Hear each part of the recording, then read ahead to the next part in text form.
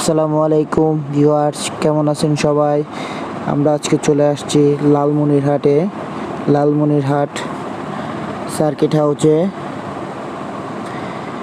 Lalmonirhat railway স্টেশনে আমরা কিছু সময় পার করলাম এবং রেলওয়ে স্টেশন থেকে চলে গেলাম লালমনিরহাট রেজিস্ট্রি অফিসে কিছু কাজ শেষে আমরা নদীর পাশে একটু ঘোরাফেরা করে আসলাম।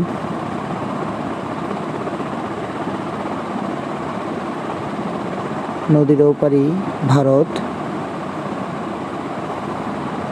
মিশন মোড়ের এদিকে এসে আমরা কিছু সময় ঘোরাফেরা করলাম এবং খাওয়া দাওয়া করলাম।